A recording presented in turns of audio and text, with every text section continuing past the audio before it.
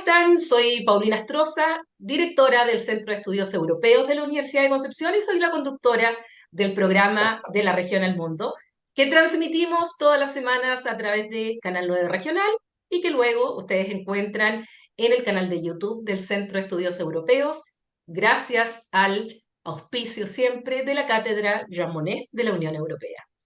Hoy día tengo una invitada muy especial y que estoy muy contenta de poder conversar con ella, ya que acaba de estar la semana pasada en la Facultad de Ciencias Jurídicas y Sociales de la Universidad de Concepción en el aniversario de los 158 años de esta facultad, y me refiero a la subsecretaria Gloria de la Fuente, subsecretaria de Relaciones Exteriores, a quien ya paso a saludar. ¿Cómo está, subsecretaria? Hola Paulina, ¿cómo estás? Muchas gracias por la invitación, bueno, y muy contenta de haber estado hace un par de días ya en la Universidad de Concepción. Sí, aquí, bueno, vamos a conversar un poco justamente de lo que fue su clase magistral, porque es muy bueno que además el público en general conozca cuáles son los lineamientos del actual gobierno en materia de relaciones exteriores y explicar algunos temas en particular que yo creo que son muy interesantes para que la gente entienda de voz de la subsecretaria, bueno, de qué se trata. Antes de entrar a esto, una primera pregunta un poco más personal. ¿Cómo han sido estos 3 meses de aterrizaje como subsecretaria en el ámbito de la política exterior? Usted ha tenido ya experiencia internacional, sobre todo en transparencia internacional, como consejera también o asesora en organismos internacionales, pero distinto es cuando uno está dentro de un ministerio y ya, digamos, con la realidad de lo que significa una compleja administración pública como es Cancillería. Sí, bueno, han sido muy buenos meses, la verdad. He tenido 3 meses donde primero, esto fue una decisión personal y que comuniqué al equipo con el que estoy trabajando, un equipo por lo demás que se mantuvo absolutamente. Yo vengo del área también de modernización del Estado y yo creo profundamente en que uno tiene que distinguir entre funcionarios de gobierno y funcionarios de Estado. A mí no me parece esto y uno lo ve en los sustos. Hay cambios y como que todo el mundo cree que se tiene que ir. Francamente, yo encontré un equipo de primer nivel en la subsecretaría, sigo manteniendo la misma opinión después de 3 meses y me quedé con ese equipo trabajando, ¿no? Y estoy muy contenta con eso. Dicho lo anterior, llegué a un equipo y a un ministerio que tiene muchos temas variados en materia de política exterior que a veces son complejos y que están un poco lejos de lo que yo venía. Yo venía de otro mundo, el mundo, como bien decías tú, de la transparencia, la modernización del Estado, de las reflexiones de los temas democráticos. Había estado hasta hace poquito tiempo atrás, además, como académica en la Universidad Católica, en la Escuela de Gobierno. Pero me parece que a propósito de la reflexión que en el fondo yo misma vengo desarrollando los últimos años a propósito de los temas de democracia, hay muchos temas en materia de política exterior que tienen todo que ver con las reflexiones justamente sobre la democracia, sobre la integridad de lo público, sobre el rol del Estado, que están muy vinculadas y yo creo que puede hacer ahí un aporte importante y de hecho creo que hemos ido haciendo cosas interesantes en los últimos meses. Es un balance muy positivo, la Cancillería tiene un buen equipo de personas, un muy buen equipo de personas. Llegué además a trabajar en un equipo, un nuevo equipo que está liderado, encabezado por el ministro Van Claveren, que es un honor de verdad y un orgullo trabajar con él. Es una persona que conoce mucho los temas, muy competente. Y Claudia Sangüesa, que en lo propio, en materia de relaciones económicas internacionales, en el fondo ha ido levantando una agenda y una cartera también. Entonces creo que hemos hecho un muy buen equipo. A mí me toca, no sé si quienes nos ven saben de esto, pero los subsecretarios somos, no solamente tenemos la misión de empujar los temas propios del ministerio, que son parte de la política, sino que también somos jefes de servicio, ¿no? Y creo que la excelencia en lo que se hace en materia de política exterior en esta Cancillería es muy importante. Y por eso mi balance, como te decía, es positivo. Logramos sacar temas adelante que todavía estaban un poco estancados, la política exterior feminista que lanzamos hace un par de días atrás. Hemos trabajado fuerte en el área que tiene que ver con nuestra política exterior turquesa, empujando particularmente en la aprobación, en el fondo, o ser la Secretaría Técnica de PDJ una vez que ya ese acuerdo pueda llegar a estar en implementación, entre otras materias. Y en eso estoy bien contenta, la verdad. Han Ahora, sido buenos 3 meses.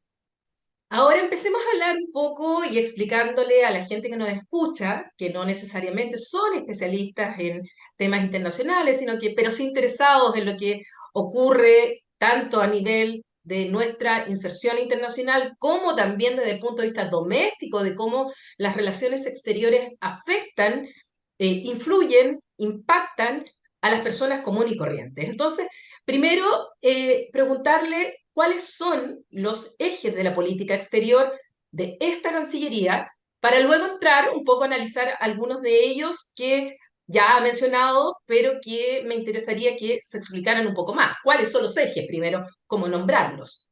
Sí, yo lo primero que te diría, y esto es un buen desafío, Paulina, porque creo que efectivamente das en el clavo y es parte importante también del espíritu con el que he desarrollado mi labor ahora como subsecretaria en estos meses.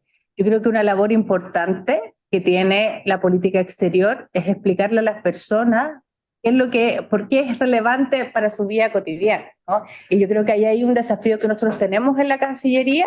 Yo creo que hemos ido tratando de resolver aquello en el fondo para darle más contenido, más carne a esa proximidad con los ciudadanos, que yo creo que es importante, porque a veces, claro, cuesta entender cuál es la lógica de tener o estar en espacios multilaterales o tener misiones en el exterior, por ejemplo, embajada. Hay una cierta imagen de lo que se hace en materia de política exterior que a veces a las personas les queda muy lejos respecto a eso. Entonces, y quisiera entrar a eso inmediatamente, pero ¿cuáles son nuestros 4 ejes de materia de política exterior? Diría que son 4 cuestiones fundamentales, que son además las definiciones que están en el programa de gobierno del presidente Boric, que son parte de nuestras definiciones en materia de Cancillería y que son parte importante de lo que en el fondo define nuestro actor, más allá, por supuesto, de las cosas coyunturales que vamos en el fondo recorriendo al día a día a propósito de las cosas que van pasando. Pero, ¿cuáles son los 4 ejes estructurales? Primero, multilateralismo. Nosotros tenemos un compromiso en materia multilateral y reforzar el espacio multilateral como un espacio de concertación. Algo decía en la charla que daba hace algunos días en la Universidad de Concepción. Nosotros somos un país, en el fondo, pequeño. No somos un país, una potencia en el mundo. Somos un país además en vías de desarrollo. Tampoco somos un país desarrollado. Necesitamos concertarnos con otros para empujar ciertas cuestiones, ciertos temas en la arena internacional. Esto pasa en materia de derechos humanos, pasa en materia medioambiental y pasa en otros temas. Entonces, privilegiar el espacio multilateral, lo que no significa en el fondo no tener relaciones bilaterales con los países, pero privilegiar nuestros espacios de concertación multilateral nos permite evidentemente empujar agenda en materia de derechos humanos. Por ejemplo, lo hemos hecho en el caso de Ucrania a propósito de la guerra hace más de un año y en definitiva encontrar ese tipo de espacios donde podemos concertar voluntades. Nos pasa lo mismo a nivel migratorio, por ejemplo, en la región. Nosotros participamos de instancias multilaterales a nivel regional en América Latina, en América y también específicamente en el Cono Sur, que nos empuja y nos ayuda a entender entre los países cuáles son los desafíos que entendemos. Entonces, eso es uno de los ejes estratégicos de la Cancillería, privilegiar y empujar el multilateralismo como parte importante de nuestra inserción o una estrategia de inserción en el mundo. El segundo tiene que ver con la política exterior turquesa. Esa política exterior turquesa, no lo estoy diciendo en el orden necesariamente, por cierto, de importancia, son los 4 igualmente importantes, pero la política exterior turquesa viene finalmente a reafirmar y proyectar algo que nosotros ya veníamos haciendo en Chile con un compromiso importante. También lo decía hace unos días en la conferencia que dimos en la Universidad de Concepción, pero efectivamente Chile ya tiene hace un buen tiempo atrás, diría, bien empujado por el primer gobierno de la presidenta Michelle Bachelet, una agenda en estas materias, ¿no? Una agenda en temas medioambientales que empuja no solamente la discusión respecto a la triple crisis climática y en el fondo los temas que tienen que ver con los temas medioambientales, también tenemos una preocupación por los océanos y esta idea de la política exterior turquesa mezcla de alguna manera la discusión de lo medioambiental también con nuestra preocupación con los océanos en un país que tiene necesariamente una vocación marítima porque tiene más de 4.500 kilómetros de costa, ¿no? Sumado a nuestra preocupación especial por el Tratado Antártico y el territorio antártico, lo que eso significa en materia de los océanos también. Entonces, tenemos un segundo eje que es la política exterior turquesa. Recientemente el presidente de la República lo dijo en el encuentro en Santo Domingo, la cumbre iberoamericana, lo volvió a reafirmar ahora hace poco en la cuenta pública. Nosotros quisiéramos además en esa vocación y coherente con esa vocación en la protección del mar en particular, tener la Secretaría del Tratado de BBNJ, que básicamente es la protección, es reafirmar nuestra protección de los océanos más allá de las zonas propias de protección. Y nos parece que eso también es parte importante de nuestra política y es coherente, como digo, con lo que de alguna manera se venía haciendo en materia de política exterior, pero reafirma y proyecta una agenda que tiene estos 2 componentes, como decía, que transforman esto en la política exterior turquesa. El tercer eje de nuestra Cancillería tiene que ver con los derechos humanos y la democracia, que también nos parece fundamental Hoy día menos del 50% de la población del mundo vive bajo regímenes democráticos, eso lo muestran distintos índices y por supuesto la democracia ha demostrado ser, particularmente durante el siglo XX, uno de los regímenes más relevantes para garantizar derechos fundamentales, por eso el vínculo entre democracia y derechos humanos. Nosotros somos parte hoy en día de la Comisión del Consejo de Derechos Humanos en Naciones Unidas. Eso no es la primera vez que estamos ahí, pero nos parece que es un motivo sin duda de orgullo para nuestro país, que viene a reafirmar el compromiso de Chile en materia de defensa de los derechos, restricta de los derechos humanos. Por eso también hemos, en el fondo, suscrito distintas declaraciones que van en esa línea y hemos empujado una agenda de esas características. Ese es básicamente el tercer eje. Y el último eje, que fue un anuncio que hicimos ya como en su detalle más y de sus componentes, la proyección de esa agenda tiene que ver con la política exterior feminista que lanzamos hace apenas un par de días atrás. Esto es parte importante también del eje estructural. Nosotros no se había lanzado antes en la administración anterior porque había algunos ajustes todavía que hacer, pero es parte importante de la convicción que tiene este ministerio y bueno, y además fue parte de un proceso participativo también. Hubo muchas opiniones que se recogieron a propósito de el lanzar una política exterior feminista también como un eje estratégico de la Cancillería, entendiendo que esto era parte del programa de gobierno. Sobre ese punto, perdón, subsecretaria, que la interrumpa.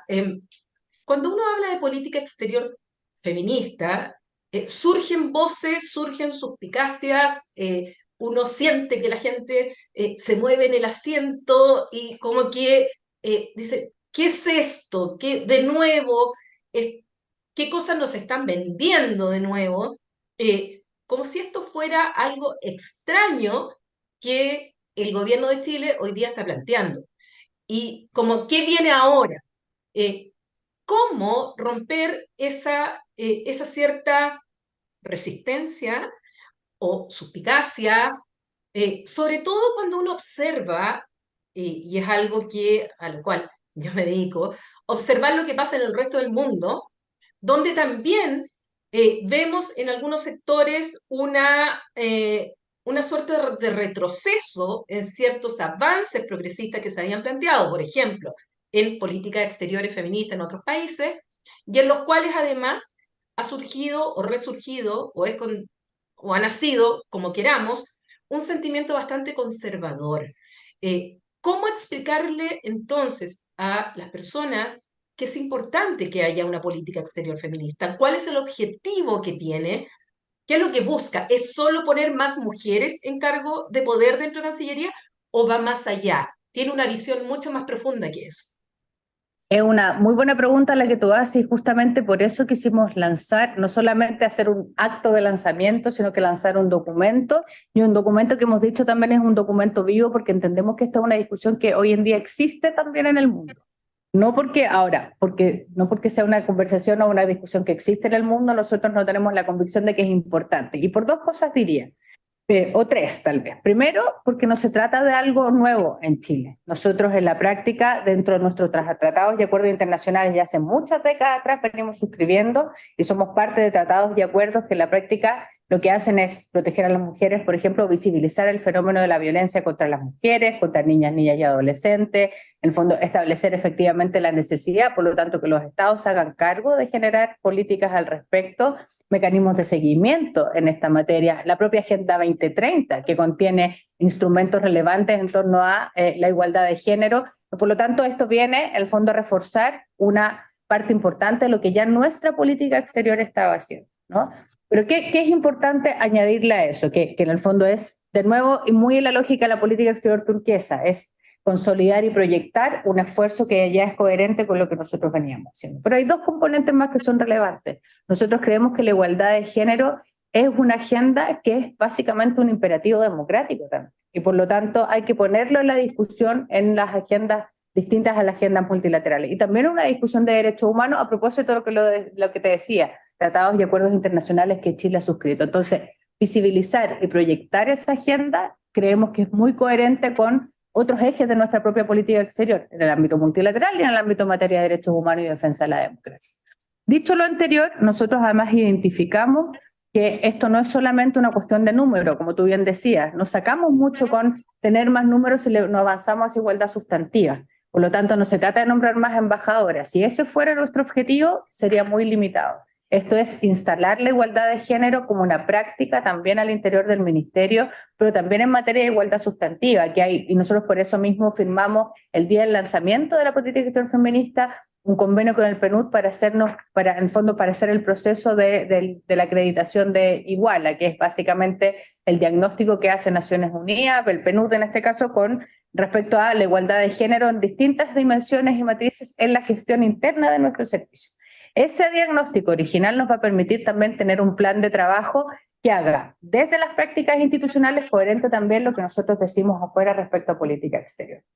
Luego, y eso es súper importante, lo otro que hace la política exterior feminista es reconocer en este ámbito, en ese cuadro es por supuesto un documento vivo, reconoce 8 componentes relevantes que son básicamente después de un barrido que se hizo durante un año, de conversar con distintos actores al interior de la Cancillería, también fuera de la Cancillería, identificar dónde tenemos áreas específicas donde la igualdad de género es muy importante. Y por ejemplo, para ponerte un ejemplo y que es coherente con la visita que hice a Bio Bio además hace un par de días atrás, comercio, en el fondo, comercio y tratados internacionales. Es súper importante, creo yo, y esto ya era una práctica que existía en Chile hace años atrás, que los tratados de libre comercio, más aún en sus versiones más modernas hoy en día, contemplen o generen una perspectiva de género que ayude, por ejemplo, a mujeres, y me contaban un par de casos ahí en Bio Bio, de startups de mujeres que en el fondo necesitan proyectar lo que ellas hacen hacia el exterior y encontrar en el fondo espacios para que insertar sus productos, sus servicios en otros lugares, y muchas veces las mujeres encuentran más dificultades. Cuando los tratados de libre comercio se hacen cargo de esa desigualdad o de esas inequidades, entonces puede proyectar también la posibilidad de romper esas barreras. Eso por comercio en el fondo, comercio y la agenda de género.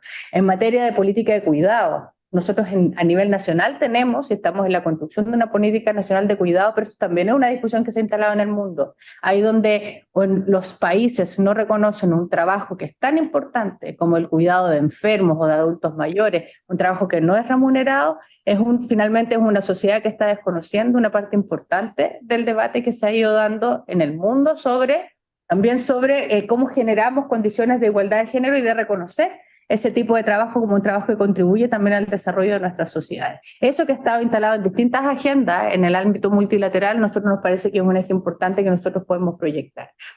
Hay otros componentes que tienen que ver con cambio climático, por ejemplo. Sabemos efectivamente que las crisis climáticas, que en muchos casos producen, por ejemplo, migraciones masivas de personas, generan en muchas circunstancias más vulneraciones para mujeres y para niñas que para hombres, por ejemplo, ¿no? Y afectan en muchos casos más a las mujeres que a los hombres. En fin, esta agenda tiene 8 componentes que por supuesto estamos discutiendo. Ya habíamos discutido con encargados de relaciones internacionales de los distintos ministerios, estamos también en esa propia discusión.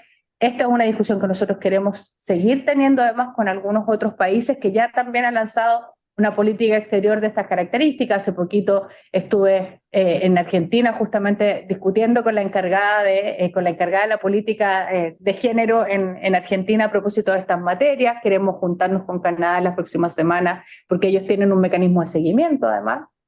Pero nos parece que esto es clave, y es clave porque, insisto, y esto lo he dicho harto en los últimos días, esto no es una majadería ni una agenda en el fondo como muy particular, sino que creemos que es un imperativo democrático. Esto no es una agenda identitaria, es un imperativo democrático que creemos que es coherente con lo que hemos hecho hasta ahora. Ahora, y esto lo hemos conversado, ministra, subsecretaria, estoy Si no me subo subiendo, el rango, soy subsecretaria, no me. me van a retar por otro lado. Bueno, nosotros lo hemos comentado, las mujeres en general, no solamente en el ámbito internacional, sino que en cualquier área en la cual nosotros nos desarrollamos, nos exigen el doble y el triple que a los hombres. Uno tiene que estar sometida a una presión y a demostrar casi que uno se merece el estar en un cargo, tener por nuestras capacidades, no solo por ser mujer.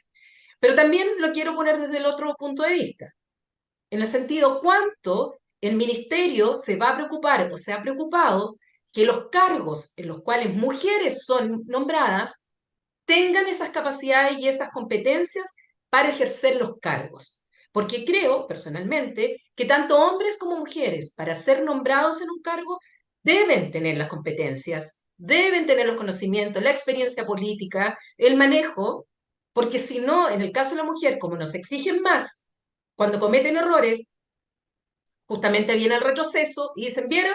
No se las pueden. ¿Vieron? Hay que poner un nombre. Y finalmente, esas malas prácticas de poner nombres de mujeres solo por ser mujeres, no teniendo las competencias, finalmente termina perjudicando a las mujeres y hace menos creíble una política exterior feminista. ¿Cómo responder a eso? Porque es un tema que yo personalmente lo planteo y se lo he planteado también a usted. Sí, yo lo discutimos un par de días, me acuerdo. Yo tengo una versión algo distinta. Primero porque creo que la excelencia debiera ser, bueno, primero, y en eso sí compartimos de todas maneras la mirada, la excelencia debiera ser un principio.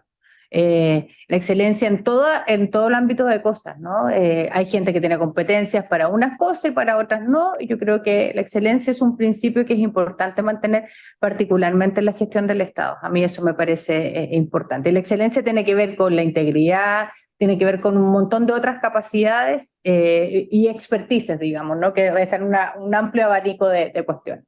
Dicho eso, sí me parece que la igualdad de género es un principio, por lo tanto, siendo la excelencia una cuestión exigible a hombres y mujeres, sí yo creo que nosotros cuando establecemos condiciones de igualdad y asumiendo que hay gente incompetente y eso está repartido en géneros de distintas maneras, digamos, La yo sí naturaleza, creo, la yo sí naturaleza creo, repartida así. y así en la vida, sí creo que efectivamente a las mujeres se les pide y se les exige mucho más.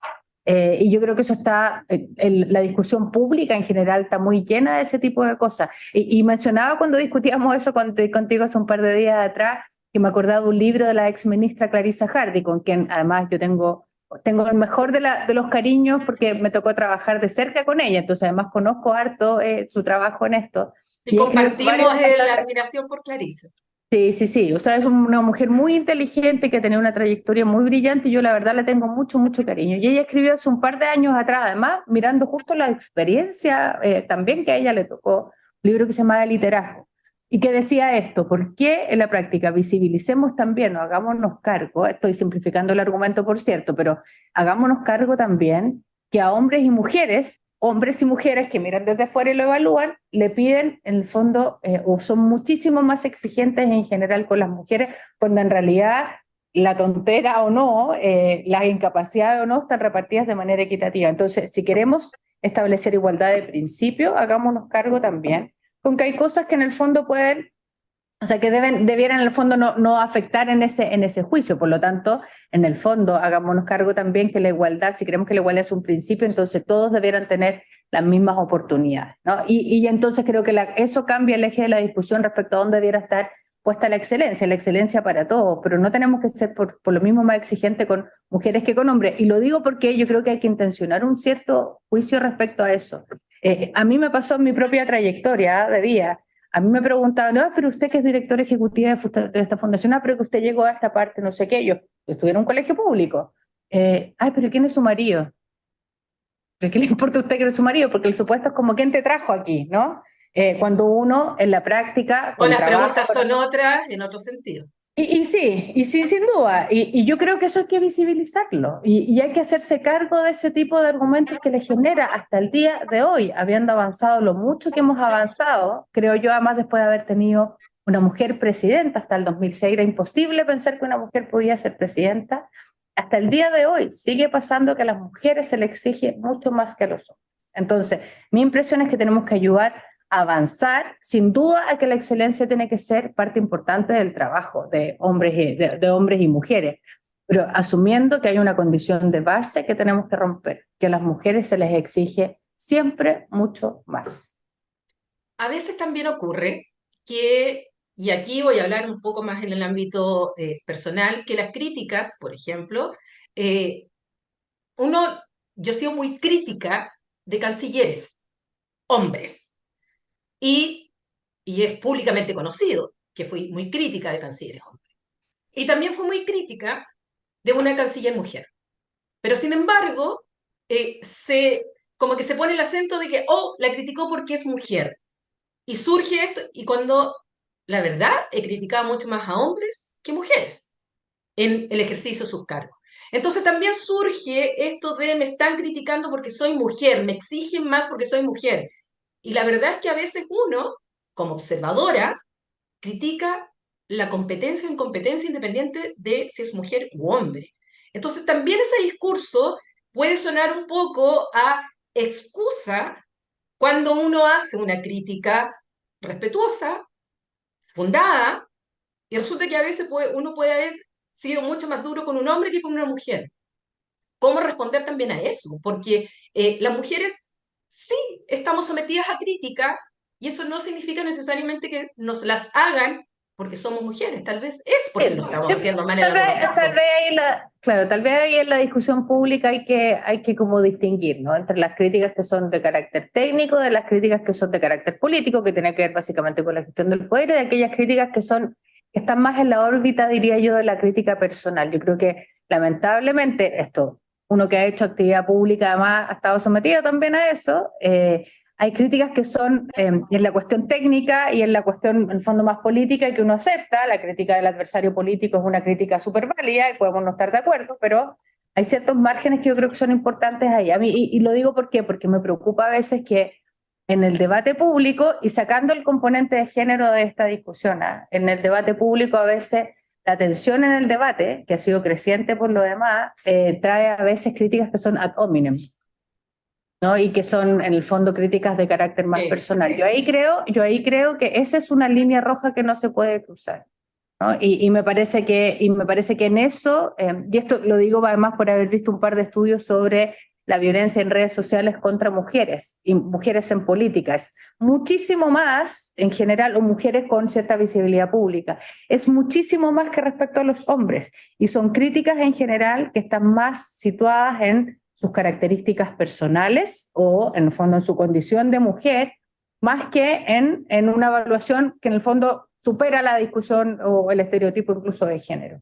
Yo creo que ahí es donde tenemos que avanzar de manera importante. Entonces, y sí, y yo creo que si somos capaces de distinguir ese tipo de críticas no debería haber ningún problema. Sí, bueno, Y tenemos el ejemplo. yo de hecho soy bastante tranquila y relajada con las críticas que se me hacen, porque uno sabe en general, o sea, además uno sabe las competencias que tiene y las que no tiene, y me parece que un ejercicio de humildad decir, yo de esto sé mucho y de esto, la verdad, no tanto, pero tengo disposición a aprender.